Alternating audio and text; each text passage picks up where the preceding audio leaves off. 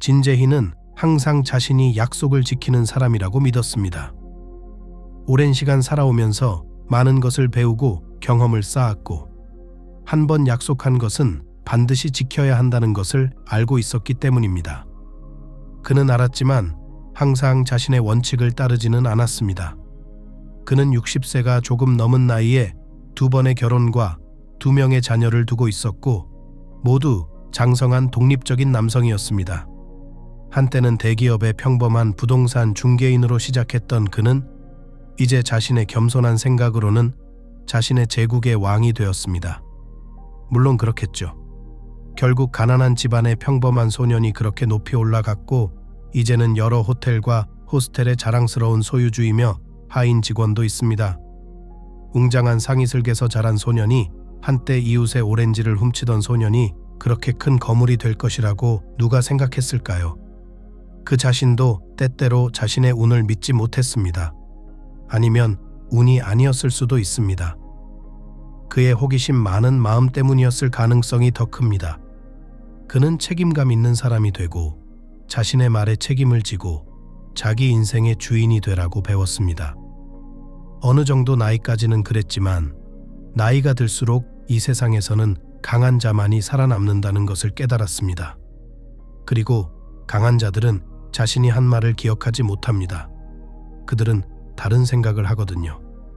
만약 그가 잠재 고객에게 호텔 숙박비가 $2,000에 불과하다고 말했지만 실제로는 $6,000를 지불해야 한다면 어떨까요?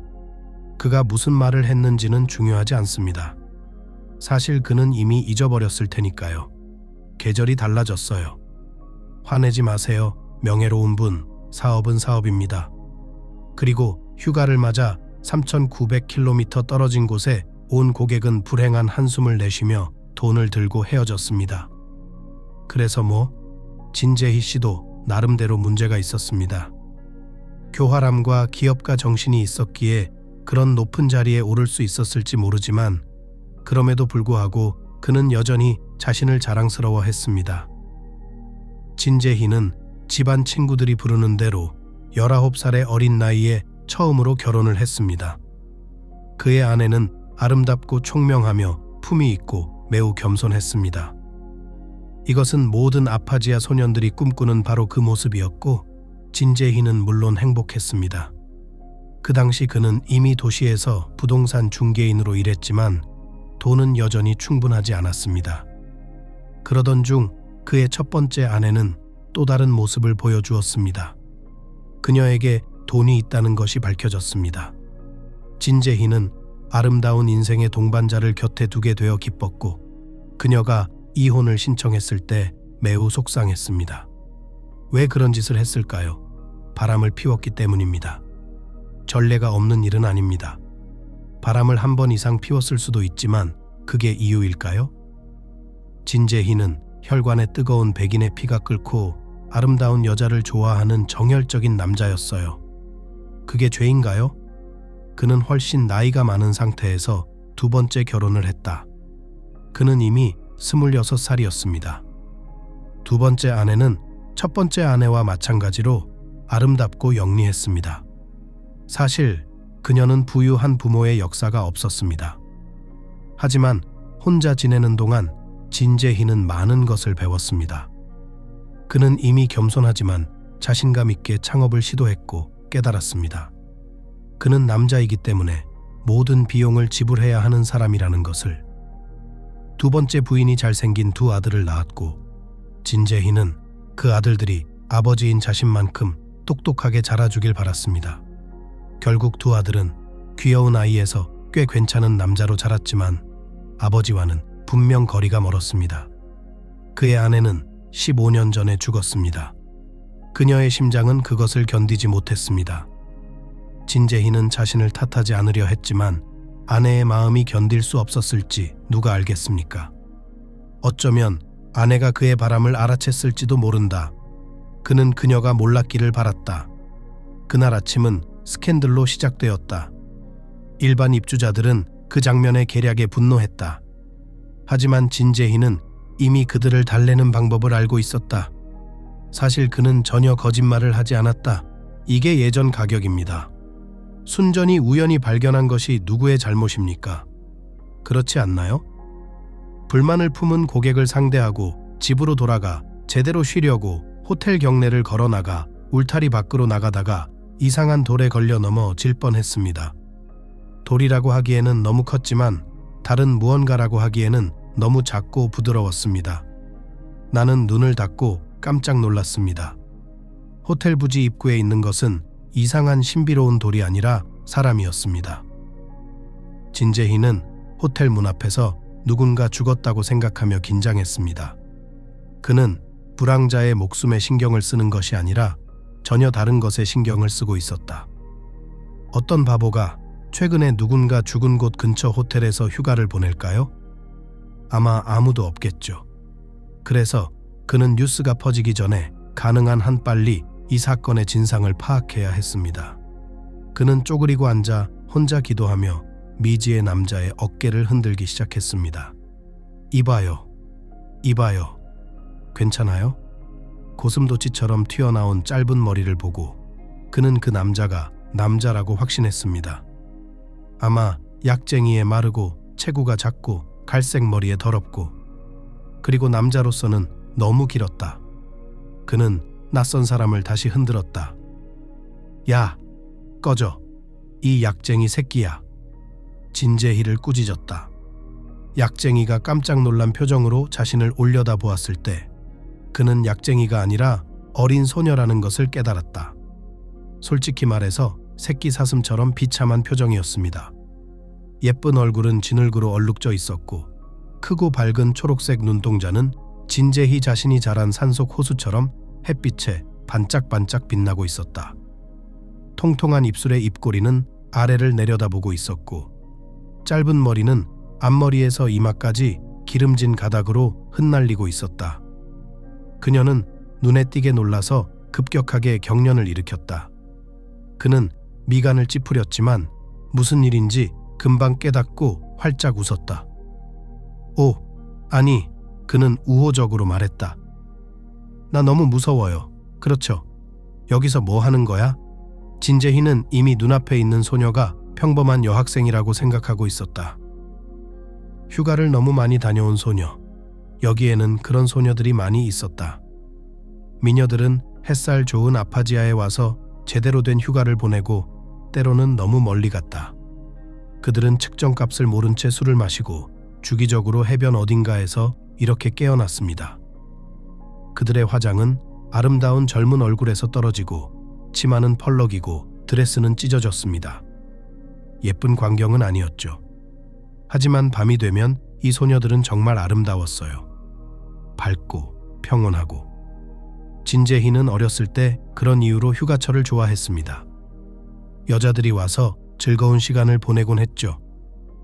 진재희가 호텔 입구에서 만난 이 여자는 어제 막 외출한 평범한 관광객과 매우 흡사했습니다. 하지만 그녀의 눈에는 두려움이 가득했습니다. 두려움은 실제했다. 그는 누가, 무엇이 그녀를 그렇게도 두려워하게 했는지 알고 싶었습니다. 그는 그녀의 어깨에 손을 얹고 부드럽게 물었습니다. 얘야, 누가 다치게 했니? 소녀는 날카롭게 경련을 일으키며 거의 들리지 않게 속삭였다. 누구세요? 그는 입술을 모으고 무릎에서 일어나 다리가 너무 뻣뻣했습니다. 당신은 누구입니까? 그는 그녀에게 물었다. 그녀는 궁금했다. 진재희는 정말 이상하다고 생각했다. 그는 이런 관광객을 여러 번, 여러 곳에서 본 적이 있었다. 어젯밤에 술을 너무 많이 마신 여자나 남자나 똑같았다. 사실 진재희 자신도 젊었을 때 가끔씩 덤불 속에서 잠에서 깬 적이 있었습니다. 이 사람들은 보통 매우 취해 있습니다. 네, 술은 깼지만 아직 휴가 중입니다. 따라서 다음과 같은 불필요한 질문은 물론 낙담할 때가 아닙니다. 왜 내 방에 없나요? 어제 무슨 일이 있었나요? 어제 같이 놀던 사람들은 어디 있나? 그런 것들 말이죠. 이 소녀는 그들과는 전혀 달랐습니다. 그녀는 겁에 질려 있었고 심지어 혼란스러워했습니다. 잠시 생각한 후 그녀는 대답했습니다. 모르겠어요. 내가 누구냐고 갑자기 물었다. 진재희는 얼굴을 찡그렸다. 차차는 어제 술을 마시고 있었다. 그녀는 주위를 둘러보았다. 나 술 안 마셔. 여기가 어디죠? 산마리누 호텔 밖입니다. 진재희는 커다란 곱슬머리를 내던지며 대답했다. 그녀는 머리를 움켜쥐었다. 여기가 산마리누 호텔인가요? 아니, 이 바보야. 그는 웃었다. 그리고 당신은 술을 마시지 않는다고 말합니다. 여기가 아파지아인가요? 그가 의심했어. 여기 어떻게 왔는지 기억 안 나? 진재희는 즐겁게 웃었다. 관광객들에게서 무엇을 가져갈 수 있습니까? 그들은 자신을 잊으러 오는데 이 소녀는 확실히 자신을 잊은 것 같았다. 그는 고개를 들어 뜨겁지만 모두가 좋아하는 태양을 바라보았습니다. 밖은 더웠고 지나가던 구경꾼들은 이미 이 불황자를 쳐다보고 있었다. 진재희는 젠장, 저런 녀석 때문에 다들 겁을 먹겠어라며 스스로 철자를 내리쳤다. 그는 재빨리 이 낯선 처녀를 자기 영역에서 쫓아낼 준비를 했지만 그런 말을 하려고 입을 열자마자 재빨리 다시 입을 닫았다. 그는 더럽고 말도 안 되게 깔끔하지 않은 그녀가 너무 안쓰러웠습니다. 그리고 흙더미 뒤에 아주 예쁜 얼굴이 숨어 있는 것 같았다. 그는 다시 그녀를 바라보았습니다. 좋아, 농담은 그만해. 거기 누워서 뭐 하는 거야? 모르겠어요. 그녀는 절박하고 가늘게 외쳤다. 아무것도 모른다고. 진재희는 불쾌하게 눈을 굴렀지만 이 정도면 충분했다. 그는 그녀에게 손을 뻗었다. 그녀를 일으켜 세우려면 그 정도면 충분하다. 일어나서 호텔로 가. 내 손님들 다 쫓아낼 테니까. 미안해요. 그녀는 쌕쌕거렸다. 이제 갈게요. 그녀가 일어서자 진재희는 그녀의 작고 마른 체구에 깜짝 놀랐다. 그와 비교하면 그녀는 전혀 다른 종처럼 보였다. 물론 진재희도 나이가 들면서 뱃살이 붙었다. 견고함을 위해서였다. 소녀는 그를 마지막으로 슬픈 눈빛을 던지고 천천히 어딘가로 걸어갔다. 그는 그녀가 절뚝거리며 햇빛을 피하려고 팔을 들어 올리며 걸어가는 모습을 지켜보았습니다. 마침내 그는 더 이상 참을 수 없었습니다. 이봐, 어서 따라. 네가 어디 사는지 기억은 나니? 그녀는 돌아서서 희망에 찬 표정을 지으며 잠시 가만히 서 있다가 마음을 다잡고 다시 일어나 고개를 뒤로 젖히고 그의 눈을 똑바로 바라보며 말했다. 나는 불황자인 것 같아요. 그는 그 제안에 웃었습니다. 불황자라고요? 왜 그렇게 생각하세요? 어젯밤에 술을 너무 많이 마셨으니 별거 아니잖아요. 물론 젊었을 때는 그런 짓을 하지 않았어요. 별일 아니야. 다음엔 꼭 집에 가세요. 그는 긴 한숨을 내쉬었다. 좋아, 어디 묵는지 말해봐. 내가 데려다 줄게. 그녀는 살짝 미소 지었다. 전 술을 전혀 안 마시는 것 같아요. 그렇다면 당신은 어떤 종류의 불황자입니까? 낯선 사람은 대답으로 유쾌하게 웃었다. 모르겠어요. 내가 어디에 머물고 있는지 기억이 안 나요. 어디 묵어본 적도 없는 것 같아요. 진재희는 얼굴을 찡그렸다. 너 뭔가 잘못됐어. 너 이상해. 이름이 뭐야? 기억이 안 나요. 아, 이런. 생각 좀 해볼게요. 진재희는 생각에 잠겨 옆으로 몇 걸음 걸음을 옮겼다. 이런 건 처음 보는 광경이었다. 이 여자애에게 끔찍한 일이 생긴 걸까? 아니면 정말 기억을 잃은 불황자인 걸까? 실제로 그렇게 보였습니다. 사실 그는 전혀 신경 쓰지 않았지만 그녀를 그렇게 그냥 두고 갈 수는 없었고 이미 후회하고 있었습니다. 이제 어떻게 해야 할까 생각하던 중 익숙한 거친 목소리가 들렸습니다. 아빠, 아직 여기 있어요? 뒤쪽 어디선가 진재희의 장남 남경수 씨가 나타났다. 진재희의 자랑은 아니었지만 남경수가 진정으로 사랑하는 사람 목록에서 그는 분명 한 자리를 차지하고 있었다. 남경수는 32살에 결혼한 지 오래됐고 아버지와 달리 가정적인 가장이었지만 아직 자녀가 없어 진재희를 무척 안타깝게 했다. 아버지는 일 때문에 너무 바쁘다는 말을 입버릇처럼 하셨고 아버지의 주요 조력자, 쉽게 말해 오른팔이었습니다. 그는 한 번에 많은 일을 해냈어요. 그는 확실히 업계 최고의 일꾼이었습니다. 이제 그는 아버지와 그의 낯선 동반자에게 천천히 다가갔습니다. 그는 조심스럽게 그녀를 바라보며 웃으며 말했습니다. 자선 활동을 하기로 결심했죠. 그는 아버지에게 물은 다음 불황자에게 돌아섰습니다. 지금 묵고 있는 호텔까지 갈 수 있도록 돈을 좀 줄 수 있을까요? 좀 무서워했어요, 저요? 글쎄요. 남경수는 눈을 동그랗게 떴다. 그럼 여긴 왜 왔어? 손님들 겁주고 있잖아요. 어떻게 하면 나가게 할 수 있는지 말해줘요. 그녀는 고개를 숙였다. 고슴도치였다면 지금쯤 조그맣고 가시 돋친 공 모양으로 쪼그라들었을 것이다. 너무 당황스럽고 부끄러웠다. 진재희는 아들을 향해 고함을 질렀다. 어떻게 저런 애한테 말을 해? 남경수는 정말 깜짝 놀랐다. 아빠, 저 여자는 거지예요. 그래서 뭐? 그는 아들을 향해 손을 흔들었다. 참견하지 마세요. 생각 중이에요. 뭘 생각하는데? 남경수는 깜짝 놀랐다. 저 애를 어떻게 하지? 그녀는 자신이 어디에 머물고 있는지 기억하지 못합니다. 남경수는 피곤한 한숨을 내쉬었다. 이름이 뭐야? 모르겠어요. 소녀는 거의 들리지 않게 대답했다. 그는 콧등을 문지르며 생각에 잠기기 시작했다. 몇 초 후 그는 아버지에게 물었다. 잠깐, 이게 왜 기본적으로 우리 문제가 되어야 하는 거죠? 진재희는 자신도 이 질문에 대한 답을 알지 못했지만 아들에게 말했습니다.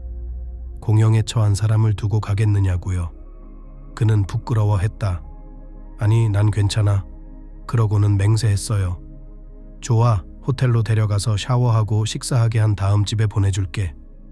잠을 자고 씻으면 적어도 아무도 놀라게 하진 않겠죠. 그렇게 하죠. 그는 아들을 곁눈질했다. 왜 거기 서 있니? 어서 가. 이 말과 함께 자랑스럽게 어깨를 곧게 펴고 그는 코 밑에 무언가를 마시며 집 방향으로 갔다. 그는 집에 돌아와서 시원한 샤워를 하고 밥을 먹고 몇 통의 업무 전화를 한 다음 친구와 전화로 수다를 떨었습니다. 마당에 앉아 따뜻한 바람이 나무잎을 스치는 것을 바라보며 신선한 달콤한 귤 몇 개를 먹고 와인 반 병을 마셨어요.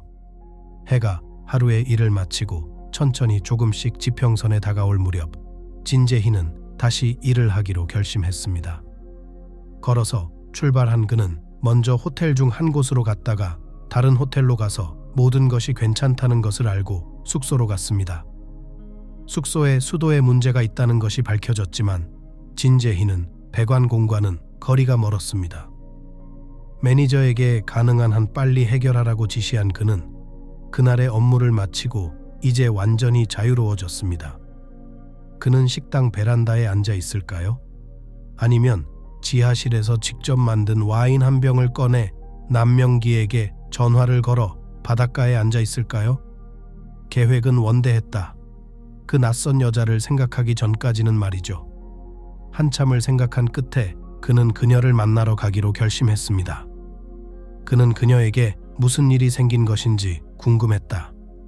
그날 아침 방문했던 호텔에 다다랐을 때 그는 다음 사진을 보았습니다. 입구에는 키가 작고 마른 소녀가 있었습니다. 그녀는 키에 비해 너무 긴 드레스를 입고 있었습니다. 머리는 짧게 자른 탓에 머리 꼭대기에는 웃긴 컬이 말려 있었습니다. 천재가 아니어도 그 불황자라는 걸 알아차릴 수 있었죠. 진재희는 당연히 짐작하고 매우 화를 냈습니다. 왜 거기 그렇게 서 있어? 그는 가까이 다가와 물었다. 그녀는 슬프게 웃었다. 어디로 가야 할지 모르겠어요. 어떻게 그럴 수 있니? 여기가 어딘지 기억 안 나? 그녀는 어깨를 으쓱했다. 아니, 진재희는 미간을 찌푸렸다. 그는 잠시 생각하더니 단호하게 손을 흔들었다. 안으로 들어가자. 이렇게 입구에 서 있을 수는 없다. 그녀의 눈에는 두려움이 가득했다. 나가달라고 했다. 누가 감히? 그는 화가 났어요. 그는 소녀의 손을 잡고 안으로 안내했습니다. 리셉션 데스크에서 그는 진짜 장면을 만들었습니다. 누가 감히 그 불쌍한 아이를 손을 들자마자 내쫓았나요? 분명히 그는 미치도록 분개했습니다. 물론 진재희는 전에도 노숙인을 본 적이 있었습니다. 그들의 운명에 관심이 있었을까요? 전혀. 하지만 이 여자는 왠지 모르게 그를 매료시켰다. 그녀의 커다란 초록색 눈동자가 그를 매혹시킨 걸까? 네, 아마도요. 그녀를 밖으로 쫓아낸 사람들을 처리한 후 그는 그녀를 저녁 식사에 데려갔다. 저녁 시간이 되자 진재희는 신경쇠약으로 배가 고팠다. 두 사람은 빈 테이블에 앉아 호텔 손님이 어떻게 서빙을 받고 있는지 살폈습니다. 진재희가 대화를 시작했습니다. 말해봐요. 그가 물었다. 뭘 말해달라고요? 여자는 어깨를 으쓱했다. 당신이 누구인지, 어떻게 여기까지 왔는지, 우리 직원들이 당신을 어떻게 대했는지 처음부터 말해달라고요. 그녀는 고맙게 미소 지었다. 좋아요. 정말 좋았어요. 정말 고마워요. 물론 저 역시 감사합니다. 그녀는 겸손하게 말했다. 진재희는 미소를 지었다. 흙먼지 뒤에는 아주 예쁜 얼굴이 있었고 귀엽고 천진난만한 모습이었다. 그녀는 세수를 하고 샤워를 하고 깨끗한 옷을 입었다. 그는 그녀를 발견했을 때 입었던 누더기가 어디로 갔는지 궁금해할 시간이 있었지만 그럴 가치가 없다고 판단했습니다. 그는 그녀를 머리부터 발끝까지 몇 번 훑어보고는 미소를 지었습니다. 내가 15살만 더 젊었다면. 그는 꿈결 같은 생각을 하다가 그 생각에 대해 스스로를 꾸짖었습니다. 그녀는 어린아이 같았다. 아니, 새끼 고양이 같았다. 그녀를 바라보며 그는 설명할 수 없는 고통으로 가슴이 쪼그라들었다. 운명이란 얼마나 잔인한가. 그는 참을성 있게 질문을 반복했다. 그러니 기억나는 것을 말해 주십시오. 글쎄, 마지막 길. 그녀는 망설였다. 기억나요. 어렸을 때 엄마가 저를 어떻게 목욕시켰는지 기억해요. 1학년 때 엄마가 머리를 잘라준 것도 기억나요. 첫 키스도 기억나요. 그녀는 그 말을 하고 부끄러워 얼굴을 찡그렸다. 그의 이름은 왕현준이었어요. 저는 그가 제 인생의 사랑이라고 생각했어요. 바다를 처음 본 날도 기억나요. 기억나요. 그는 손짓으로 그녀의 말을 끊었다. 그만해요. 본론으로 들어가죠. 그녀는 눈을 감고 무언가를 기억하려고 애쓰는 게 분명했다. 너무 긴장해서 뺨이 붉어졌다. 그녀는 가느다란 손가락으로 관자놀이를 꽉 쥐었다가 날카롭게 눈을 떴습니다. 정말 아무것도 기억나지 않아요. 그는 놀라서 의자에 몸을 뒤로 젖혔다. 그런가요? 어린 시절을 기억하시나요? 그 다음엔 어떻게 됐나요? 고등학교 졸업 후 어디로 갔나요? 집을 찾는데 도움이 될지도 모르죠. 전혀 기억이 안 나요. 제 기억은 주마등처럼 스쳐 지나가죠. 몇 가지 순간과 이미지가 기억나지만 그 외에는 아무것도 기억나지 않아요. 공허해요. 설명해줘요. 왕현주는 조금 화를 냈습니다. 근데 이런 거야? 대체 어디서 온 거야? 지금쯤 널 찾고 있을 거야? 아니면 진짜 거지야? 생각 중이었어요. 그런 것 같아요. 그렇다면 전에는 어디서 살았어? 술 안 마신다는 거 기억하죠? 그래. 그녀는 힘차게 고개를 끄덕였다. 기억하고 있었어요. 그냥 당연한 걸로 기억해요. 왜 술을 안 마셔요? 무슨 일이 있었는지 기억이 안 나요. 그는 손바닥으로 테이블을 내리쳤다. 그럼 이제 어떻게 할까요? 모르겠어요. 그녀는 고개를 숙이며 대답했다. 당신은 이미 저를 위해 충분히 해줬어요. 정말 고마워요, 진재희. 정말 고마워요. 그 고마움이 그의 마음을 움직였다. 그는 눈을 동그랗게 뜨고 다시 그녀에게 가까이 다가가 분명한 어조로 대답했다. 아, 뭐라고 불러야 할까요? 뭐든 부르세요. 그녀는 미소를 지으며 대답했습니다. 어차피 내 이름도 기억이 안 나요. 제 이름은 어떻게 아세요? 호텔 직원이 말해줬어요. 그가 웃었어요. 기억하고 있었군요. 어떻게 구세주의 이름을 기억 못할 수가 있어요? 정말 친절하시네요. 그는 자랑스럽게 턱을 들어 올렸다. 고맙다. 내 딸 앞으로는 통윤지라고 부를게요. 왜 그런지 알아? 눈을 동그랗게 떴다. 왜요? 그녀는 잠시 생각하더니 고개를 끄덕였다. 그렇구나. 여왕님을 기리기 위해서요. 그래, 맞아. 너도 알잖아. 나한테 무슨 일이 있었는지 모르겠어요. 동윤지와 진재희는 저녁을 먹으며 남은 시간 동안 거의 침묵에 가까운 시간을 보냈다. 진재희는 한참을 더 필사적으로 기억을 되살리려 애썼지만 헛수고였다. 자신이 누구인지도 몰랐고 어디로 가야 할지도 몰랐습니다. 진재희가 할 수 있는 일은 아주 간단했다. 그녀를 경찰에 신고하거나 병원에 데려가면 끝날 일이었다. 그 여자애가 어떻게 되든 무슨 상관이겠습니까? 그녀는 그의 친척도 아니고 친구도 아니고 친구의 딸도 아니고 이웃도 아니었습니다. 그냥 불황자에 불과했고 진재희는 그 여자가 진짜 노숙자일 거라고 확신했고 만약 노숙자라면 생각할 것도 없었다.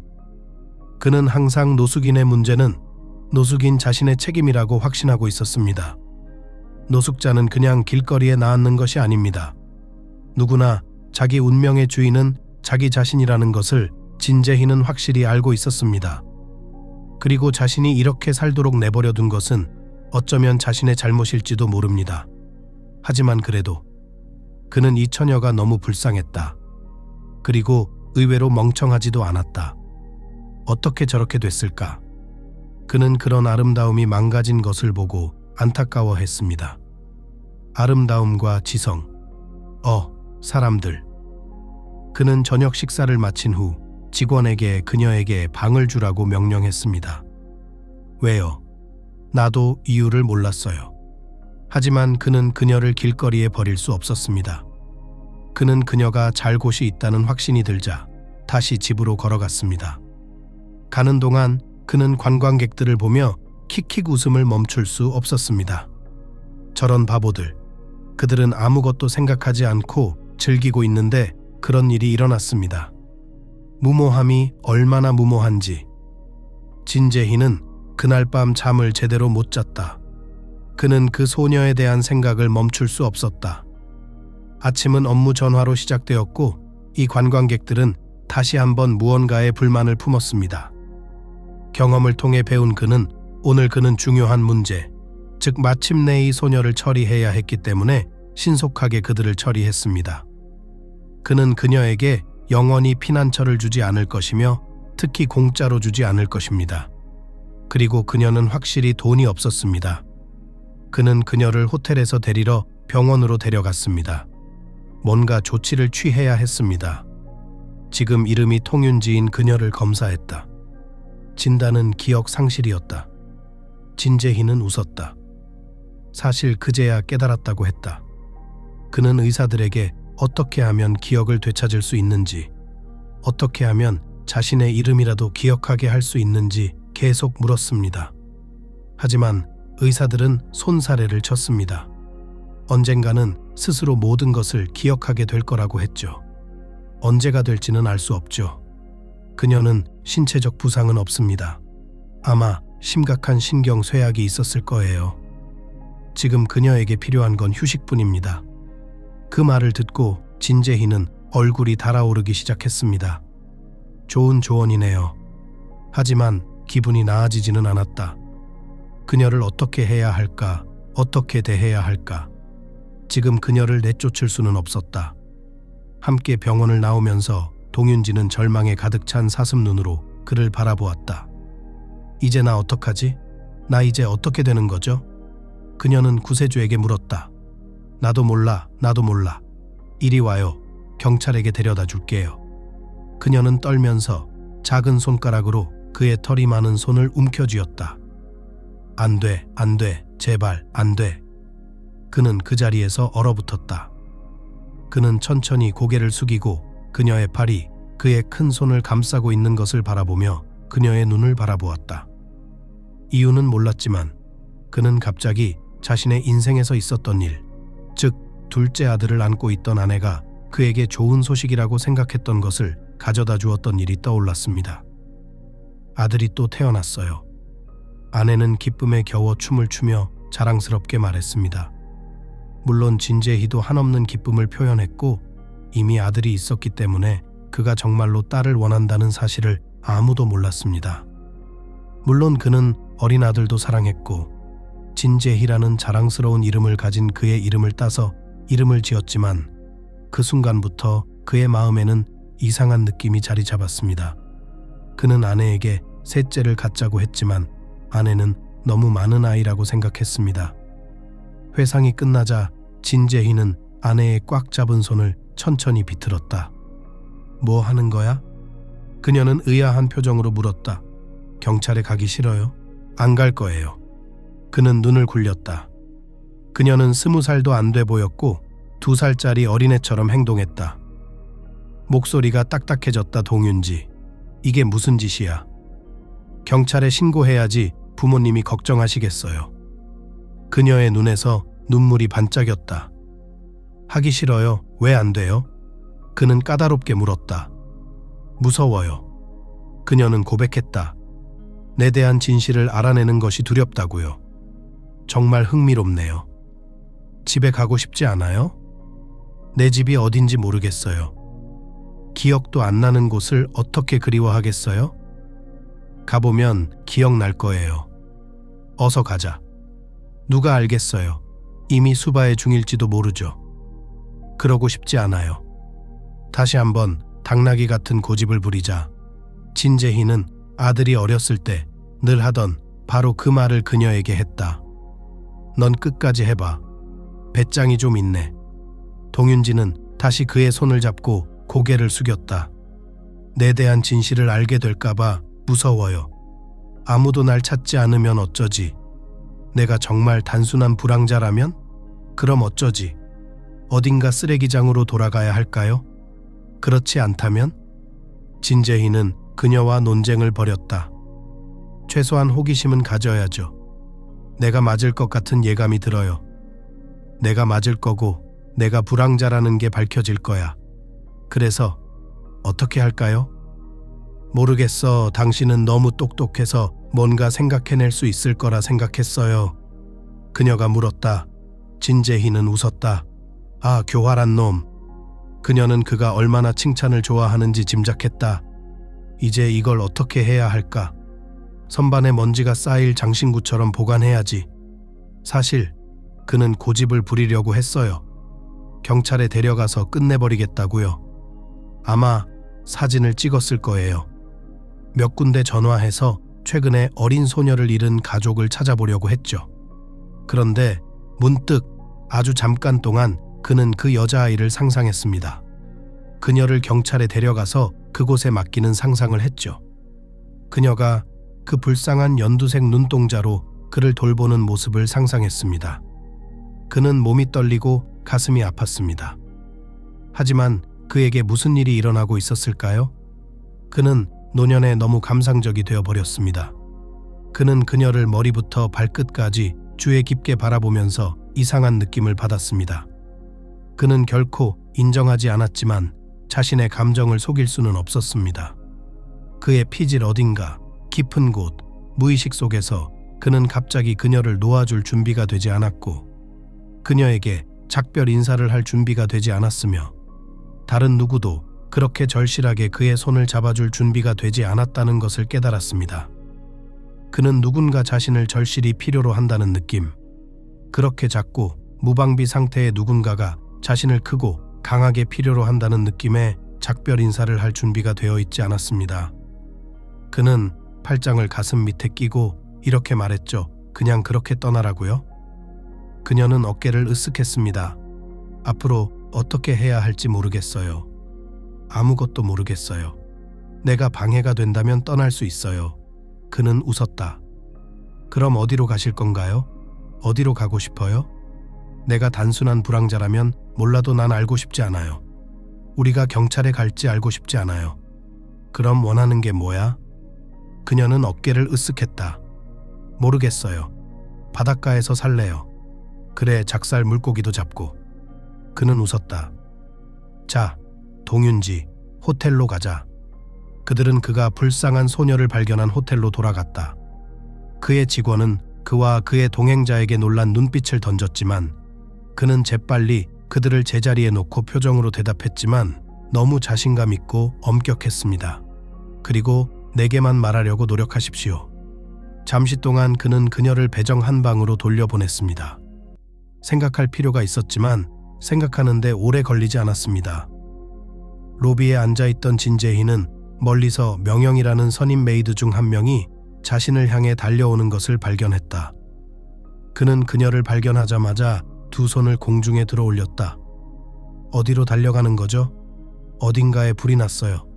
큰일 났어. 그녀는 숨이 차서 고의적으로 음절로 외쳤고 그는 눈을 굴렸다. 이번엔 뭐야? 이마현, 기억나? 아니, 끊어지듯 말했다. 그녀는 판단하는 눈빛으로 그를 바라보았다. 우리 새 가정부, 그는 망설이다가 손을 흔들었다. 아, 신경 쓰지 마세요. 이 이마현이 왜 그래? 임신이요. 그녀는 마치 끔찍한 일이 일어난 것처럼 비극적인 어조로 말했다. 그 장면은 마치 한편의 비극적인 코미디 같았다. 내가 왜 신경 써야 하죠? 그는 이해할 수 없다는 표정으로 물었다. 이제 그녀는 눈을 굴렸다. 뭐라고요? 지금 진심이야? 그녀는 더 이상 일할 수 없어요? 그만뒀다고요? 아, 그거다. 진재희는 욕을 할 시간이 있었지만 욕을 잘하지 못했다. 그는 항상 문제가 있는 그 모든 것에 너무 지쳐 있었다. 그리고 요즘은 호텔이 너무 바빴어요. 그리고 진재희는 직원들이 너무 자주 바뀌는 게 마음에 들지 않았어요. 임신한 직원에게 화가 났을 때 그는 방금 좋은 생각이 떠올랐다는 것을 깨달았습니다. 명영아, 우리 금영이. 그는 그녀를 향해 두 팔을 내밀었습니다. 어떻게 해야 할지 알겠어. 그녀는 그를 의심스럽게 바라보았다. 평소처럼 새 식모를 구해야지. 바로 그거야. 어디서 찾지? 시즌이잖아. 안 그래? 굳이 찾을 필요 없어. 이미 한 명 찾았어. 깜짝 놀랐어. 방금 알았구나. 네. 하지만 전 생각이 빨라요. 자랑을 했어요. 우리 통윤지 봤지? 그녀는 머뭇거리며 천천히 고개를 끄덕였다. 그 노숙자 말인가요? 당신이 불쌍히 여긴 그 노숙자 말이죠? 이미 이름도 지어주셨잖아요. 아, 진재희, 너 진짜 금수저구나. 네, 맞아요. 근데 그게 중요한 게 아니야. 어쨌든 이마현을 대신해 주셨으면 좋겠습니다. 마침내 명영은 상사 맞은편에 앉아서 생각을 하기 시작했다. 불쌍한 여자애에게 일자리를 주는 게 인간적인 일이겠지. 정상적인 생활로 돌아갈 수 있을지도 모릅니다. 하지만 그녀는 어떻게 처리될까요? 그녀는 서류도 없고 이름도 없습니다. 이름은 통윤지라고 했지만 그것 말고는 아무것도 없어요. 그는 목소리를 낮췄다. 아무것도 없는 여자야 그래. 근데 그러면 숙소를 구해야 해. 왜요? 여기서 살 거니까. 진재희 자신도 자신이 왜 동윤지에게 이런 짓을 하기로 결심했는지 몰랐다. 그는 공짜로 노동력을 얻을 수 있는 좋은 기회라고 스스로에게 말했다. 이미 짐작할 수 있듯이 그는 그녀에게 돈을 주는 것이 아니라 이런 종류의 협조를 제공하려고 했다. 그는 그녀에게 피와 음식을 주고 그녀는 그 대가로 그를 위해 일할 것입니다. 사실 그는 그런 협력이 동윤지에게 가장 큰 도움이 될 것이라고 생각했고 그녀는 머리 위에 지붕이 있고 먹이고 입힐 것이며 무엇보다도 사업을 할 수 있을 것이라고 생각했습니다. 진재희는 일이 이렇게 빨리 해결되어서 기뻤습니다. 기억을 잃은 단순한 불황자에게는 최상의 결과였습니다. 부하 직원과의 대화를 마친 그는 큰 의자에서 일어나 부하 직원들을 둘러보고는 서둘러 업무에 착수하면서 부하 직원들에게 엄중한 눈빛을 보내는 것을 잊지 않았다. 즉, 그는 동윤지에게 적합한 방을 찾아야 했다. 지금 그녀는 휴가객을 위한 방 중 하나에서 살고 있었다. 방을 빌릴 수 있는데 그 여자에게 방을 통째로 내줄 수는 없었다. 그는 그녀에게 그다지 매료되지 않았다. 진재희는 스태프 전용 방으로 갔다. 그곳에서 그는 말 그대로 40분 만에 그녀에게 작은 방을 만들어주고 천장에 환기창이 있는 작은 방에 온갖 쓰레기를 치우라고 말했습니다. 그런 다음 그는 바닥 청소를 지시한 다음 날 같지만 좋은 매트리스를 직접 그곳으로 옮겼고 작업자들은 서랍이 하나도 없는 작은 서랍장을 가져왔습니다. 그 후 진재희는 이만하면 충분하다고 판단했습니다. 동윤지에게 직접 이 소식을 전할 때였다. 그러면서도 혹시나 그녀가 동의하지 않으면 어쩌나 하는 걱정이 들기 시작했다는 것을 뒤늦게 알아차렸다. 그는 쓸데없는 생각을 밀어내고 그녀의 방으로 가서 처음 보는 사람처럼 그녀를 바라보며 말했다. 짐 싸, 이사 가자. 뭐? 그녀는 경계하는 표정으로 침대에서 일어났다.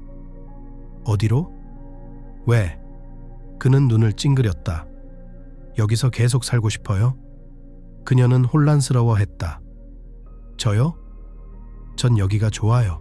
호텔도 좋고, 네, 물론이죠. 비용은 어떻게 낼 건데? 동윤지는 한숨을 내쉬며 침대에서 일어나 진재희를 향해 간절한 눈빛을 던지고 방 한가운데 서 있었다. 그녀는 거의 들리지 않게 말하면서 내 물건을 가져가려고 했는데 문득 내 물건이 하나도 없다는 사실이 떠올랐다. 이 드레스 가져도 될까요? 그는 얼굴에 미소를 지으며 그녀의 슬픔을 지켜보았고 확실히 그녀를 좋아했습니다. 그는 잠시 더 조용히 있다가 그녀에게 자신이 할 일을 말했습니다. 진정해. 내가 일자리를 구했어. 직업? 그녀의 눈에는 희미한 희망이 보였다. 나한테? 다른 사람은? 물론 당신을 위해서요. 그는 자신의 배를 두드리며 자랑스럽게 발표했다. 네가 최고야. 무슨 일이죠? 그녀는 열정적으로 물었다가 열정이 사라졌습니다. 어디서 살게 될까요? 그것도 결정했습니다. 계속 자랑을 했어요. 그래도 짐은 챙겨야죠. 좋은 방인데 그냥 놔두고 싶지 않아요. 그녀는 주위를 둘러보았지만 저는 짐이 없습니다. 그녀는 살짝 웃으며 말했다. 어디서 살게 되나요? 여기 호텔이지만 이 방은 안 돼요. 이미 방을 하나 만들어놨으니 거기서 지내게 될 거예요. 좋지는 않지만 괜찮을 거예요. 동윤지는 쾌활한 강아지처럼 달려와 구세주에게 달려가 진재희를 꼭 껴안고 그의 품에 파묻혀 가슴을 파묻고 중얼거렸다. 당신이 최고야. 당신이 최고야. 고마워요. 고마워요. 진재희는 어느 때보다 경직된 표정이 되었다. 그는 그녀의 포옹에 반응하지 않았지만 그렇다고 그 포옹에서 벗어나려고 하지도 않았다. 그는 눈도 깜빡이지 못한 채 그 자리에서 얼어붙어 숨을 참으며 전혀 신경 쓰지 않는 척을 하려고 했다. 그는 그녀가 이해하길 바라지 않았고 이 순간 그의 마음은 꽃을 피우고 있었다. 이 소녀, 그녀는 그의 내면에서 아직 나오지 않을 것 같았던 무언가를 일깨워 주었습니다. 그는 그녀를 보호하고 싶었습니다. 그녀가 더 이상 문제를 일으키지 않기를 바랐습니다. 머릿속으로 그는 그것이 어리석은 일이라는 것을 알았다. 아마 술 문제가 있는 뒷골목 여자애, 어쩌면 그 이상일지도 모릅니다. 누구로부터 그녀를 보호해야 할까요? 자기 자신으로부터요? 그리고 더 중요한 것은 왜? 하지만 제 마음은 다른 말을 했습니다. 이 소녀가 바로 그에게 필요한 존재라고 속삭였습니다. 이 작은 생쥐는 그에게 신선한 공기와도 같았습니다. 그녀는 그의 딸이 되기에 적합했고 인정하기 싫었지만 그렇게 될 수도 있었습니다. 물론 혈연은 아니었지만요. 그가 그녀를 그토록 좋아하는 이유가 있었기 때문에 그녀는 정신적으로 딸이 될 수 있었습니다. 이전에 평온하고 동요하지 않는 상태를 되찾았을 때 그는 뒤로 물러났습니다. 그만하세요. 그는 다소 무례하게 말했다. 갑자기 왜 이렇게 부드러워졌어요? 그녀는 가볍게 웃었다. 미안해요. 아버지는 전혀 기억나지 않지만 당신이 아버지를 닮은 것 같아서요. 이 말이 진재희를 감동시켰지만 그는 내색하지 않았다. 잘난 척할 필요 없어요. 일할 수 있는 방을 줄게요. 그녀는 고개를 끄덕였다. 어떤 일을 골라주셨어요? 가정부. 그녀는 조용히 반복했다. 고마워요. 잘할 수 있으면 좋겠어요. 그러길 바래요. 그는 그녀를 향해 손을 흔들며 말했다. 가자. 다른 옷을 찾아야 할 거야. 방으로 안내해 줄 테니 명영이 형이 다 설명해 줄 거예요. 그녀는 계속해서 활짝 웃으며 방을 나서는 그를 팔에 안았다. 진재희는 불쾌한 척했지만 사실은 그녀가 이렇게 행동하는 것이 좋았다. 작은 방에 들어온 동윤지는 이제 자신만의 공간이 생겼다는 사실에 행복해하며 말 그대로 행복의 빛이 났다. 진재희는 다시 한번 자신이 모든 것을 알아냈다고 생각했다. 동윤지는 분명 전에 노숙자였는데 그렇지 않고서야 살 곳이 생겼다는 사실에 그렇게 행복해하는 모습을 어떻게 설명할 수 있었을까요? 분명 그녀는 이보다 더 좋은 집을 본 적이 없었다. 진재희는 이런 사실을 깨닫는 것이 불쾌했지만 그녀가 기뻐하는 것이 다행스러웠다. 가정부는 그녀에게 모든 것을 설명해 주었다. 놀랍게도 동윤지는 모든 것을 금방 이해하고 일을 시작했습니다. 그녀는 빠르고 효율적으로 일했고 무엇보다도 완전히 무료로 일했습니다. 진재희에게는 이것이 가장 중요한 일이었습니다. 그는 한동안 새로운 부하 직원이 일하는 모습을 지켜보다가 걱정할 것이 없다는 것을 깨닫고 일상으로 돌아갔지만 생각보다 통윤지 생각이 더 자주 났습니다. 통윤지가 진재희가 운영하는 호텔에 입주한 지 몇 달이 지났을 때였다. 진재희가 보기에 그녀는 매우 단정하고 착하고 친절하며 똑똑한 직원들과 금세 공통점을 찾았습니다. 날이 갈수록 진재희는 점점 더 확신을 갖게 되었다. 이 여자는 바보와는 거리가 멀었다. 그리고 그는 운명이 그녀에게 이런 짓을 하고 길거리로 내몰았다는 사실이 너무나도 안타까웠다. 하지만 그는 그녀에게 이 일 외에는 아무것도 해줄 수 없었습니다. 시즌이 이미 끝난 어느 흐린 오후, 진재희는 로비에 앉아 커다란 머그잔에 진한 커피를 마시고 있었다.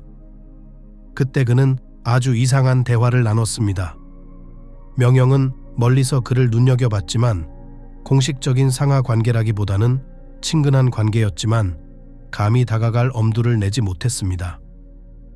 그녀는 여전히 허용되는 경계를 넘고 싶지 않았다. 그러고 싶지 않았지만 그럴 수밖에 없었던 이유는 상사가 최근 들어 예전 같지 않았고 단순히 월급을 주는 사람 이상으로 그녀에게 의미가 있었기 때문입니다. 그렇기 때문에 그녀는 마음이 뭔가 잘못되었다고 말하는 것을 그냥 지나칠 수 없었습니다. 그녀는 결연한 마음으로 숨어 있던 곳에서 나와 상사에게 무심코 다가가 맞은편에 앉았습니다. 그는 그녀에게 근엄한 표정을 지으며 말했습니다. 벌써 일이 다 끝난 건가요? 그녀는 고개를 저었습니다. 아니요, 성수기보다는 일이 줄었지만 아직 일이 남아 있어요. 그는 고개를 끄덕였습니다. 그럼 왜 쉬고 있는 거죠? 같이 일하자고 초대한 기억이 없는데요. 그녀는 상사가 항상 부드러운 표현을 선택할 수 없다는 사실에 오래전부터 익숙해져 있었기 때문에 무례함을 귀에 대지 않았습니다. 그녀는 한참을 생각한 후 마침내 결심을 굳혔습니다. 진재희, 나랑 얘기할 수 있어. 그는 빈 컵을 커피 테이블 위에 올려놓았다. 당신에 대해서요? 그는 얼굴을 찡그렸다. 명영씨, 무슨 일이에요? 어떤 너에 대해서? 무슨 말인지 알잖아. 요즘 너한테 문제가 있는 것 같아. 진짜 깜짝 놀랐다. 나한테 무슨 일이야? 너 달라졌어. 진재희는 환하게 웃었다. 여자, 당신은 언제나 그렇듯이 걱정할 이유를 찾을 것입니다. 그게 다면 다시 일하러 가세요. 아니, 밖에서 너희들의 모습을 좀 봐줬으면 좋겠어. 진재희는 부하가 자신에게 무엇을 원하는지 정확히 깨닫지 못했다. 고개를 숙이고 목에 힘을 주며 불필요한 턱을 몇 개 더 눌렀다. 바지와 셔츠, 부츠를 살펴보며 물었습니다. 더러워졌나요? 아니, 더러워졌어요. 어떻게 시작해야 할지 몰랐지만 결국 시작했죠. 지난 몇 달간 당신은 평소 같지 않았어요. 더 부드럽고 차분해지고 다정해졌어요. 그는 그 문제에 대해 눈썹을 높이 올렸습니다. 티켓을 줄까요? 그리고 그는 자신의 농담에 웃었습니다. 그녀는 무시하고 미소를 지었다. 마치 몸이 바뀐 것 같아요. 그리고 나는 그것이 언제 일어났는지 정확히 알고 있습니다. 언제 일어났습니까? 그는 별 관심 없이 물었다. 저 동윤지라는 여자는 언제 여기 왔어? 그 여자는 자기가 원하는 모습이 아닌 것 같아요. 그는 궁금해했다. 사실 그는 자신의 변화를 느꼈다. 지난 몇 달 동안 기분이 좋았고 활기와 에너지가 넘쳤으며 계절은 아니지만 사업도 잘 되고 있었고 오랫동안 자주 다투던 아들들과도 다투는 일이 없었다. 인정하기는 싫었지만 동윤지 씨와 관련이 있을지도 모른다는 생각이 들었다. 그는 그녀를 볼 때마다 자신을 구해줘서 고맙다는 말을 지칠 줄 몰랐다. 마치 엄마를 사람으로 착각한 눈먼 새끼 고양이처럼 애교가 많고 다정했다. 그 덕분에 진재희는 에너지가 넘쳤고 기분이 좋아졌고 스스로도 좋아졌습니다. 그는 자신의 식단이 다소 단조롭고 칼로리가 높다는 동윤지의 지적을 받고 나서야 제대로 먹기 시작했을 뿐이라고 설명했습니다. 진재희는 최근 행복해 보였다. 그게 나쁜 걸까요? 그리고 가장 중요한 것은 누가 상관할까? 중요한 건 그가 기분이 좋다는 것이었습니다. 명영 씨, 이해가 안 돼요. 진재희는 분개했다. 뭐가 싫은지 정상적으로 설명할 수 있어요? 너한테 이렇게 영향을 주는 건 그 여자 때문인 것 같은데 어떤 영향? 저를 더 친절하게 만드는 거요? 그게 나쁜 건가요? 아니, 그런 게 아니야. 넌 그 여자한테 너무 잘해줬어. 친자식처럼 뛰어다니면서요. 진재희는 그게 사실인 걸 알면서도 인정하고 싶지 않아서 상처를 받았다. 헛소리 하지마, 화를 냈다. 그 애 없어도 애는 충분히 있는데 난 모르겠어. 다른 직원들 사이에서 눈에 띄게 만들고 저녁 식사에 초대하고 장신구까지 선물했잖아요. 솔직히 다른 가정부들한테는 그런 식으로 대하지 않으셨어요? 그녀와 바람을 피우는 건가요? 이 말은 단순히 상처를 준 것이 아니라 진재희의 심기를 건드렸다. 그는 허파에 공기를 모으며 소리쳤다. 너 미쳤어? 내가 미쳤어? 내가 몇 살이야? 난 미친 변태가 아니야. 그녀는 웃었다. 그런데 왜 그렇게 반응하는 거죠? 방금 날 모욕했으니까. 그 여자는 25도 안 됐을 거예요. 날 뭐로 보는 거야? 당황한 거예요. 내가 틀렸을지도 모르지만 너랑 걔 관계는 정말 이상해. 아니, 그렇지 않아 폭발했어. 그녀는 내 부하일 뿐이야. 다른 부하 직원과 저녁을 먹은 지 얼마나 됐어. 그는 화가 나서 또다시 명영에게 소리를 지르려고 했지만 겨우 자제했다. 그는 음모를 꾸미는 속삭이듯 목소리를 낮추며 말했다. 알았어요. 이해하실 줄 알았어요. 동윤지는 우리의 공짜 노동력이야. 알지? 공짜 노동력이라고요? 물론 너와는 다르게 대할 거야. 그가 웃었다. 질투하는 거야. 내 금수저. 너한테도 돈 안 줄까? 하지만 같이 저녁 먹으러 가자. 그녀는 상사가 자신을 이해하지 못했거나 논의하고 싶지 않다는 것을 깨닫고 불쾌한 표정을 지었습니다. 그래서 그녀는 그 얘기를 그만두기로 결정했습니다. 마음대로 하세요. 그냥 그녀를 조심하겠다고 약속해 주세요. 알았죠? 알았어요. 알았어요. 숨을 내쉬며 그녀는 이제 대답했습니다. 명영을 배웅하는 모습을 한눈에 보고는 정말인가 싶었다. 동윤지는 왜 이렇게 마음을 강하게 붙잡고 있는 걸까? 어떻게 그럴 수 있었을까? 혹시 그녀가 이런 일을 저지른 것은 아닐까? 그는 생각해 볼 만한 가치가 있는 생각이라고 판단했다.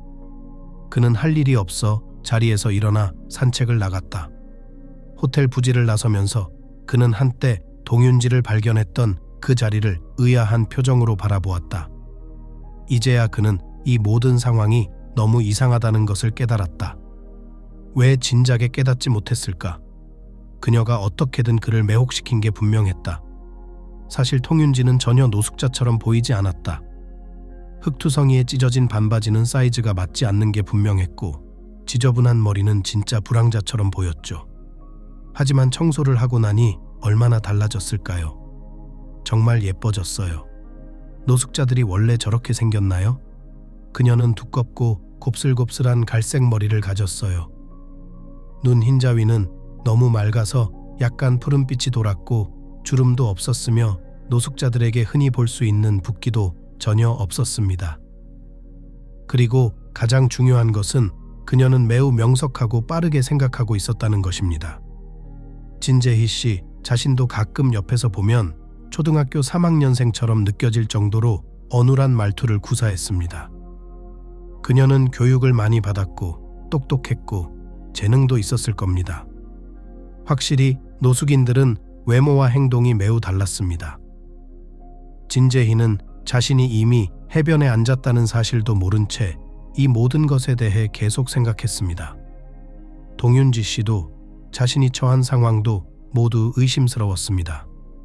하지만 모든 의심은 단 한 가지 사실, 그녀가 왜 이 모든 일을 하고 있었을까 하는 단순한 사실에 의해 산산이 부서졌다. 무엇을 위해? 명영의 말이 맞고 동윤지가 자신이 말한 사람이 아니라고 가정하더라도 무슨 의미가 있을까? 가정부 공짜 일자리를 얻으려고 진재희를 속인 건가? 모든 게 좀 황당해 보였다. 진재희는 다시 한번 걱정할 필요는 없다고 생각했지만 그녀를 더 유심히 지켜보겠다고 스스로에게 약속했다. 동윤지가 진재희의 삶에 들어온 지 1년이 넘었다.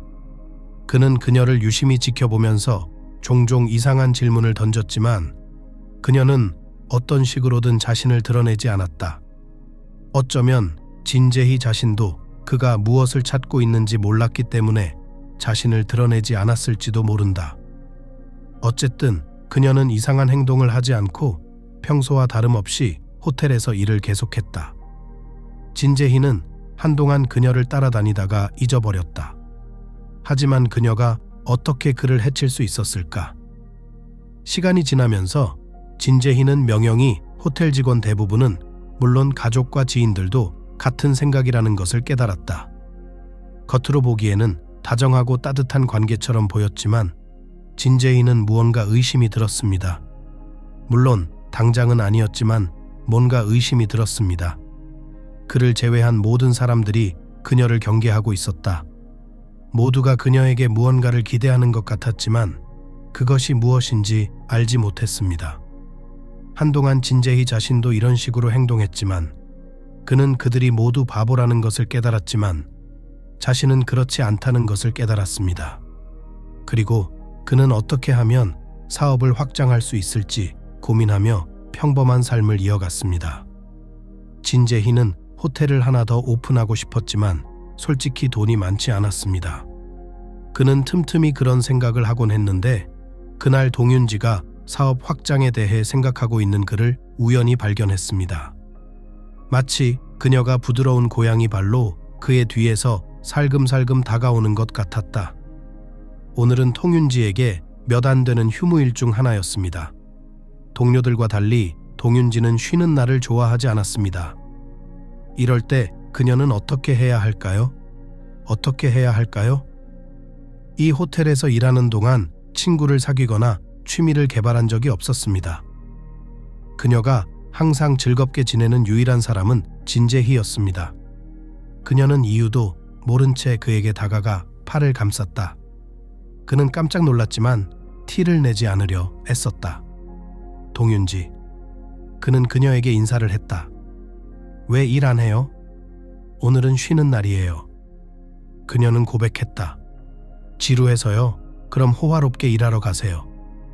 그러고 싶었는데 일이 별로 없네요. 계절이 아니야?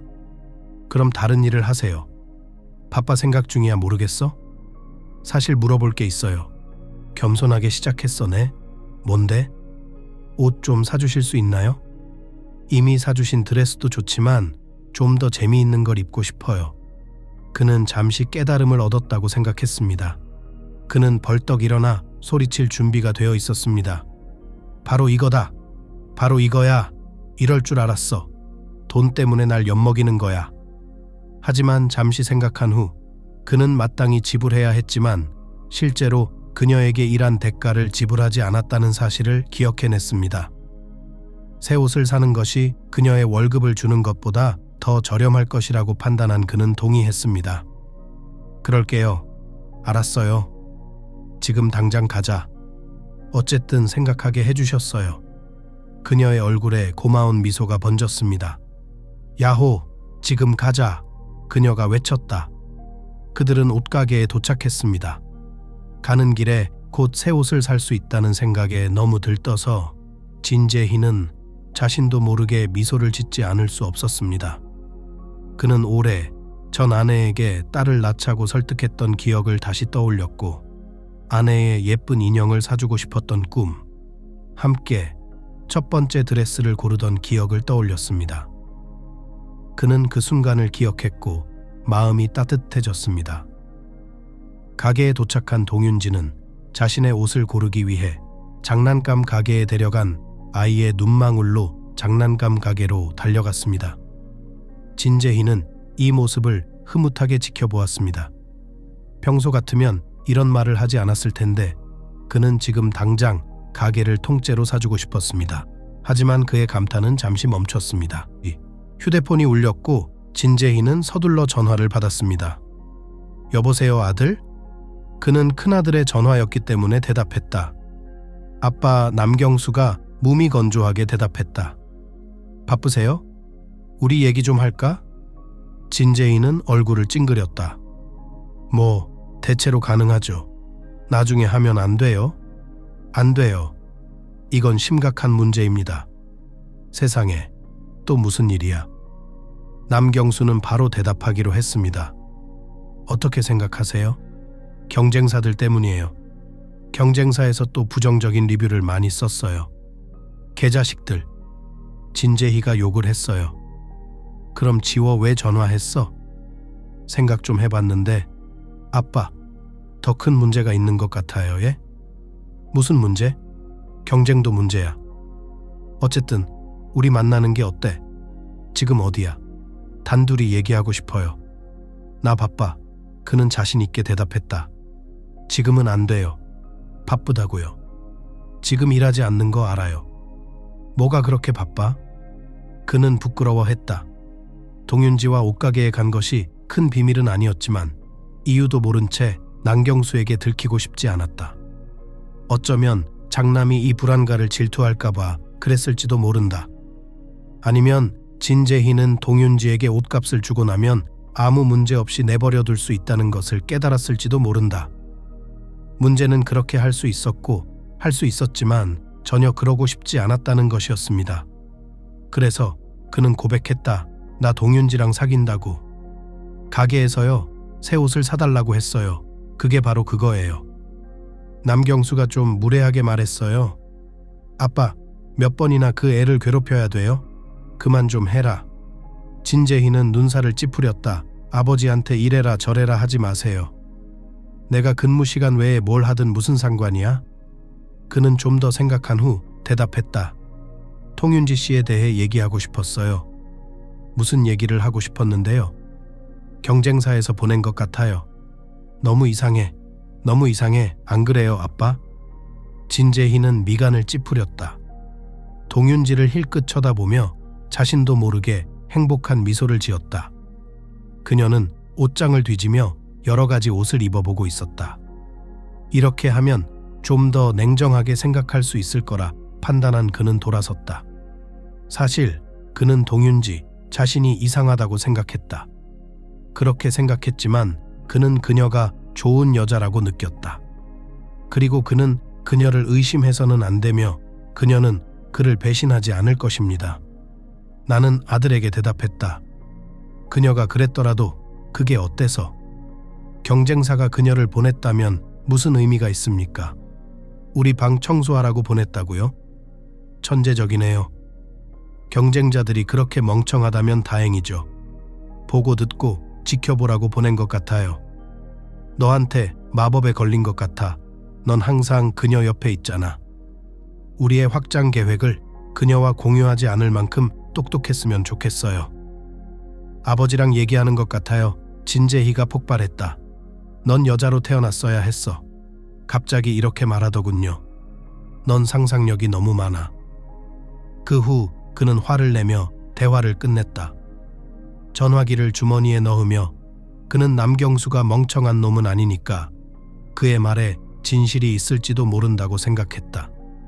그는 다시 동윤지를 힐끗 쳐다보며 다시 웃고 있는 자신을 꾸짖으며 저렇게 착하고 순진한 여자가 배신을 할 수 있을까 생각했다. 통윤지, 자신이 그를 이런 생각에서 벗어나게 했다. 내가 뭘 집어들었는지 보세요. 그녀는 쾌활하게 말했다. 정말 나는 결정할 수 없었다. 당신이 선택하도록 도와주세요. 그는 입술을 꾹 다물었다. 다 가져가. 이제 가자. 계산을 마친 동윤지는 진재희가 놀랍게도 꽤 저렴한 물건을 골랐다는 것을 깨달았다. 그들은 가게를 나섰고 가정부는 행복해했다. 그녀는 밝은 빛으로 길을 비추는 반딧불이를 닮았습니다. 그녀는 월급을 받았다면 공짜로 살 수 있었다는 사실을 깨닫지 못한 듯 상사에게 고마움을 잊지 않았습니다. 조금 후에 그녀는 우리가 어디로 가는지 호텔로 가냐고 물었습니다. 하지만 당신이 일하는 곳은 안 돼요. 원한다면 당신 집으로 가세요. 그녀는 고개를 크게 흔들었습니다. 당신과 함께 가고 싶어요. 너무 우울하네요. 무슨 일 있었어요? 신경 쓰지 마세요. 나는 본다. 그녀는 슬프게 대답했습니다. 오늘 제가 다가갔을 때 바쁘다고 하더니 생각하느라 바쁘다고 덧붙이셨죠. 무슨 생각을 하고 있었나요? 그는 경계심이 생겼습니다. 사업료, 정말요? 그녀의 눈에는 진심 어린 관심이 보였어요. 무슨 사업? 진재희는 갑자기 말을 멈췄다. 남경수 말이 맞나? 그는 믿고 싶지 않았다. 그래서 그는 경계를 정해야 할 때라는 것을 깨닫고 거칠게 대답했다. 네가 상관할 일이 아니야.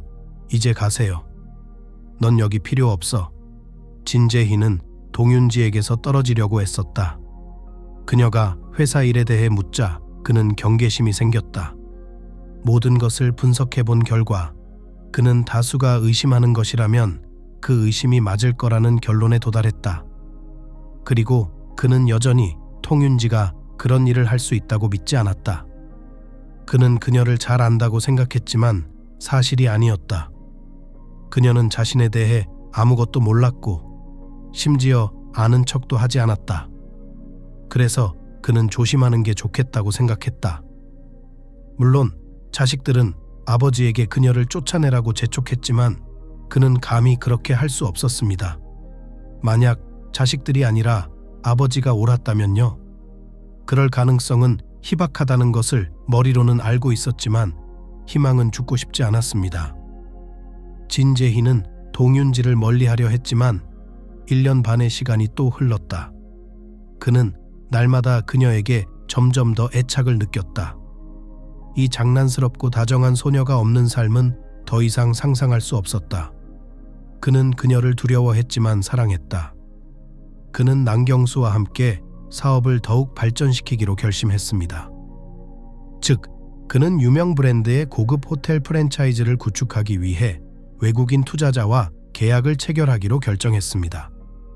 오랫동안 그들은 그러한 변화를 준비했고 진재희는 이를 위해 막대한 대출을 받았지만 결정적인 협상의 날 끔찍한 난경수가 일어났습니다. 실종. 진재희는 찢어지고 금속이었고 가족을 위해 사업을 위해 그렇게 중요한 날에 감히 어떻게 감히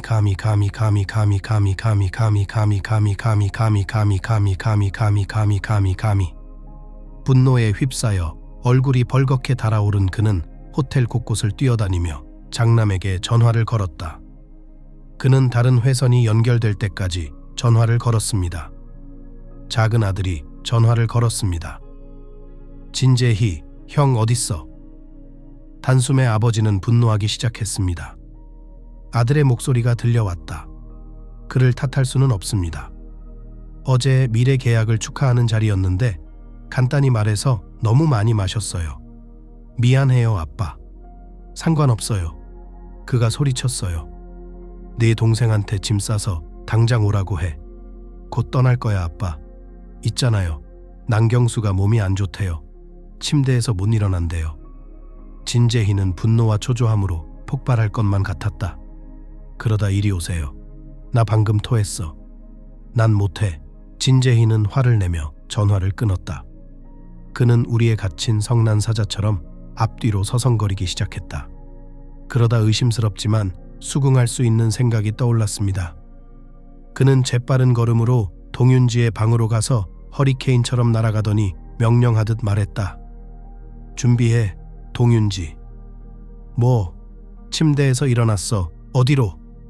나 좀 도와줘, 남경수. 이 꼬맹이. 아, 됐어. 어쨌든 회의에 동행할 수 없으니 조수가 필요하고 급히 조수가 필요해. 그녀는 재빨리 발걸음을 옮겼습니다. 기꺼이 도와주겠지만 왜 저죠? 제가 뭘 하면 되나요? 외모가 좋아 보이네요. 똑똑한 척하면 돼요. 그게 당신이 할 수 있는 전부예요. 많이 찡그리고 진지한 표정으로 모든 걸 적어. 알았지? 넌 내 비서가 될 거야. 알았어요. 그녀는 자신 있게 대답하며 얼굴을 찡그렸다. 그는 그녀를 바라보거나 오히려 그녀를 위해 사온 옷을 바라보았다. 가정부치고는 나쁘지 않았지만 중요한 사업가인 개인 비서치고는 나쁘지 않았다. 그는 혼자 고개를 끄덕이며 말했다. 먼저 우리 집에 들러서 적당한 옷을 가져다 줄게요. 고인이 된 제 아내의 옷이 당신에게 잘 맞을 겁니다. 그녀는 당신의 체격에 대해 이야기했고 그 다음에 협상하죠. 알았어. 그럼 가자. 동윤지는 의욕적으로 대답했다. 진재희는 변신한 동윤지를 자세히 살펴본 후 차를 몰고 출발했다. 두 사람은 엄청나게 호화롭고 비싼 레스토랑에 들어섰고 곧바로 미래의 동료들을 만났습니다. 투자자들은 그들을 향해 활짝 웃으며 테이블로 초대했습니다. 동윤지는 눈에 띄게 긴장한 기색이 역력했지만 진재희는 최선을 다해 그녀를 응원했습니다. 물론 그는 남경수가 그녀를 의심하는 것, 즉 그녀가 경쟁사의 에이전트일 수 있다는 것을 모르는 것은 아니었다. 하지만 설령 그렇다고 해도 어떻게 해야 할까요? 진재희와 그의 사업은 큰 성공을 거둘 수 있을 테니까요. 외국인들은 자신들만의 언어로 중요한 표정을 짓습니다. 그 언어가 무엇인지 진재희는 몰랐다. 아마도 영어일까요? 그는 항상 언어의 어려움을 겪어왔고 러시아어도 잘하지 못했습니다. 미래의 동료가 초대한 통역사는 모든 것을 너무 빨리 통역했고 조건은 이상보다 더 좋았습니다. 진재희는 행운을 잡았다고 생각하며 통윤지를 지나치게 만족스러운 표정으로 바라보다가 깜짝 놀랐습니다. 계약서를 손에 들고 앉아있던 그녀는 어딘지 모르게 길을 잃은 표정이었습니다. 진재희는 뭐가 문제인지 알 수 없었고 애초에 그녀가 더 중요해 보이기 위해 계약서를 집어들었다고 확신했다. 마치 동윤지가 전혀 이해하지 못하는 것처럼 이해할 수 없는 언어로 쓰여 있었기 때문에 만지작거릴 필요도 없었다. 그는 계속해서 그녀를 지켜보다가 그녀가 겁에 질리고 길을 잃고 매우 침울한 표정으로 이상하게 행동하는 것을 발견했습니다. 그는 조용히 동윤지에게 정신 차리라고 말했다. 투자자들은 웃으며 무언가를 중얼거렸고 통역은 서둘러 그들의 말을 전달했습니다. 모든 것이 만족스럽다면 지금 거래를 합시다. 진재희는 두 손을 비비며 기쁨에 웃음을 지었다. 물론이죠. 그는 동윤지에게로 향했다. 존경하는 비서님, 계약서 좀 주시죠. 통윤지는 매우 이상한 표정을 지었다. 분노와 두려움, 이해할 수 없다는 표정, 그리고 전적으로 수긍하는 표정이었다. 그녀는 한 번의 날카로운 움직임으로 계약서를 갈기갈기 찢고 자리에서 일어나 투자자들이 말하는 언어로 매우 무례하게 중얼거렸다. 투자자들은 물론 진재희 자신도 비서의 이런 행동에 충격을 받았습니다. 그들은 비서가 가짜라는 사실조차 깨닫지 못했습니다. 그들은 그녀에게 무언가를 말했죠. 그리고 그것은 분명히 일종의 무례한 행동이었습니다. 통역사는 화를 내며 중얼거렸다. 이건 용납할 수 없습니다. 우리는 떠납니다. 그리고 모든 서류를 정리한 후 그들은 식당을 떠났다. 긴 테이블에는 동윤지와 진재희만 남아 있었다. 그는 회의 전날 아침보다 훨씬 더 화가 나 있었다.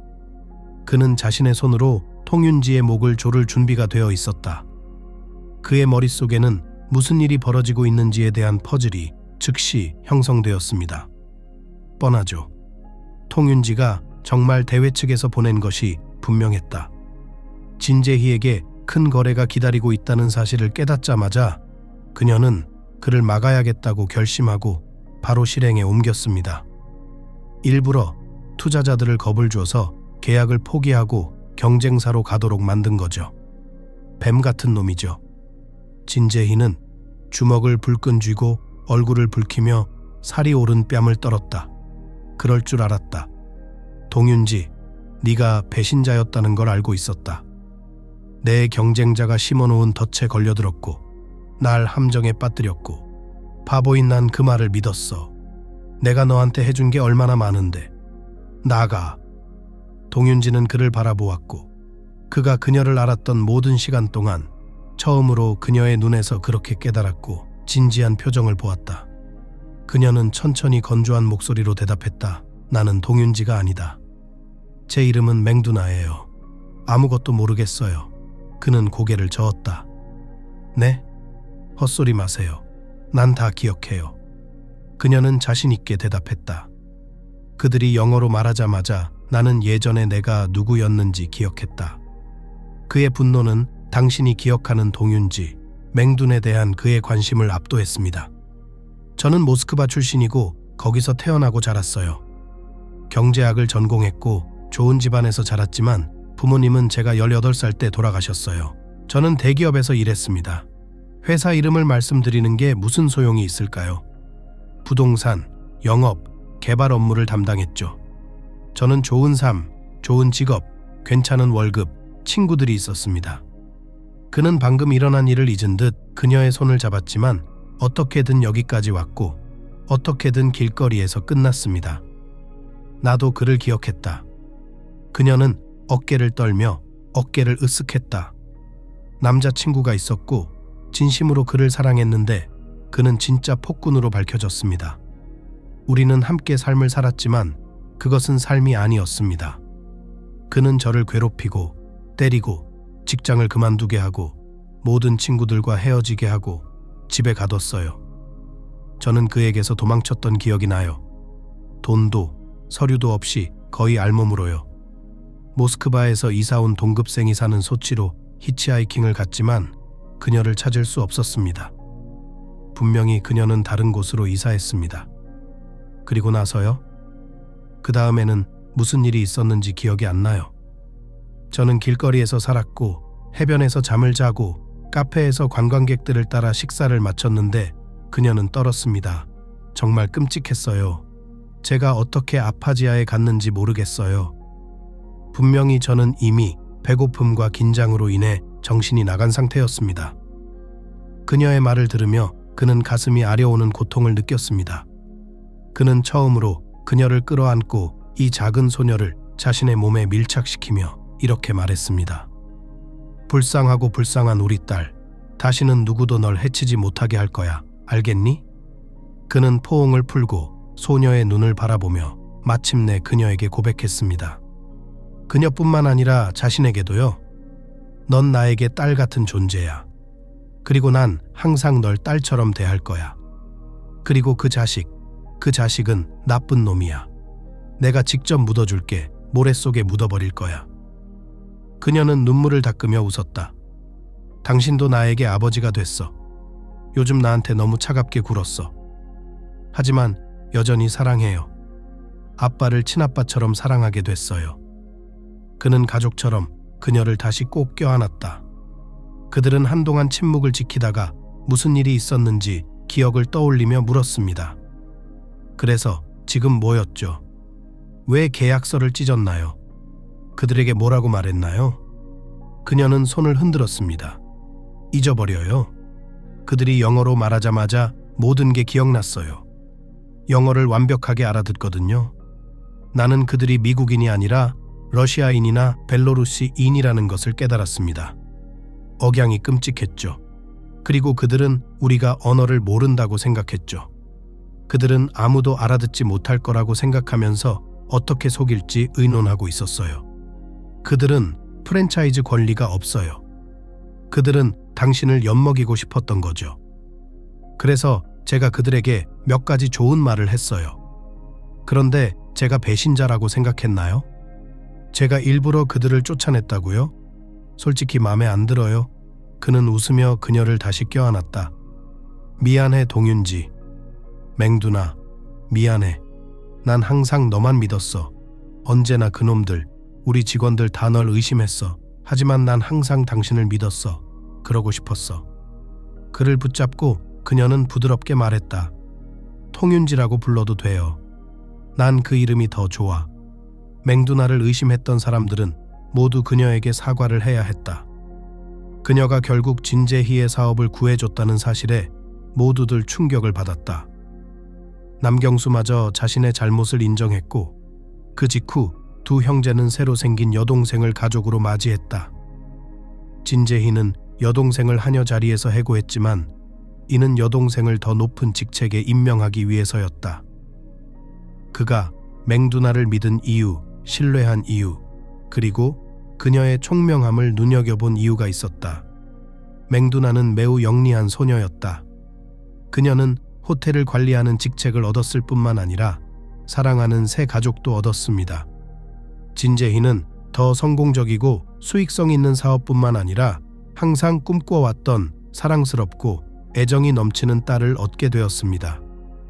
때로는 다른 사람의 말보다 자신의 마음에 귀를 기울이는 것이 더 낫습니다. 다른 사람의 말은 틀릴 수 있지만 마음은 절대 틀리지 않습니다.